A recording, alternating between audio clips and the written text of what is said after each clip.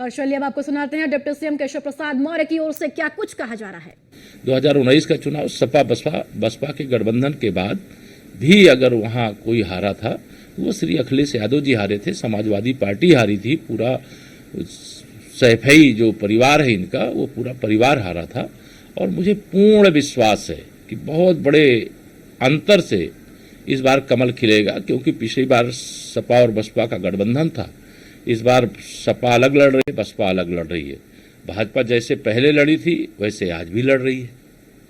तो ये जो पीडीए की तो 5वां प्रत्याशी हो जाएंगे अखिलेश जी को। देखिए, मैं फैमिली यादव उनके पीडीए को लगातार कहता रहा। उनका पीडीए का मतलब उनके भाई, उनके चाचा, उनके भतीजा, उनकी पत्नी और वह स्वयं, अर्थात उनका पीडीए पिछड़ा दलित अल्पसंख्यक नहीं है। उनका पीडीए परिवार डेवलपमेंट अथॉरिटी है कि परिवार का भला करो, परिवार को डेवलप करो, और परिवार के लिए समाजवादी पार्टी का नाम बदल करके उसको परिवार डेवलपमेंट अथॉरिटी पार्टी कर लेना चाहिए इनको।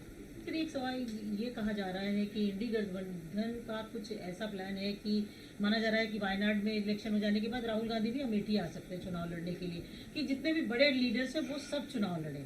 आपको लगता है कि भारतीय जनता पार्टी के खिलाफ जिस तरीके से ऑपोजिशन के बड़े नेता चुनाव लड़ने 2019 में श्री राहुल गांधी जी अमेठी से चुनाव लड़े थे और वहाँ की जनता ने उनको हरा करके जब भेज दिया तब वह वायनाड से सांसद बन करके आए थे।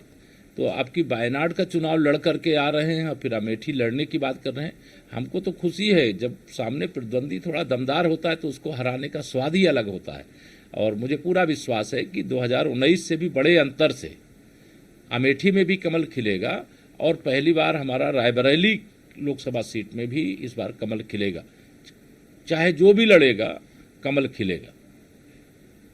सर कहना है कि हम नहीं बीजेपी विरासत टैक्स। देखिए, कांग्रेस के दिमाग में जो गंदगी भरी है, कांग्रेस के दिमाग में जो भारत की जनता के विरोध की मानसिकता बनी हुई है, कांग्रेस की जो जन्मजात ओबीसी विरोधी उसकी कोशिश रही है, जिस प्रकार से कर्नाटक में वहाँ के मुस्लिमों को पिछड़ा वर्ग के आरक्षण में शामिल करके उस आरक्षण का लाभ उनको पहुँचाने का प्रयास किया जा रहा है, वो चाहे श्री सैम पित्रोदा जी के बयान को आप देखें, चाहे कांग्रेस के अन्य किसी नेता के बयान को देखें, चाहे कांग्रेस के घोषणा पत्र को देखें, उनकी मानसिकता बहुत गंदी है, बहुत खतरनाक है, देश के लिए बहुत घातक है, विशेष तौर से गरीबों के लिए, किसानों के लिए, पिछड़ों के लिए, दलितों के लिए, अल्पसंख्यकों के लिए घातक है। इनकी सोच भारत के जो हमारे संविधान है उसके अनुसार नहीं, वो अमेरिका के संविधान के अनुसार भारत पर टैक्स लगाना चाहते हैं। बाबा साहब भीमराव अंबेडकर जी के संविधान को नकारना चाहते हैं। तो इसको जनता कतई स्वीकार नहीं करेगी, कतई बर्दाश्त नहीं करेगी और इसका इतना करारा जवाब देगी कि कांग्रेस मुक्त भारत देश और सपा बसपा मुक्त उत्तर प्रदेश। सर कांग्रेस का कहना है कि इंडिया गठबंधन इसलिए सरकार भाजपा की वापस आई तो 2024 का ये आखिरी चुनाव होगा। देखिए, कांग्रेस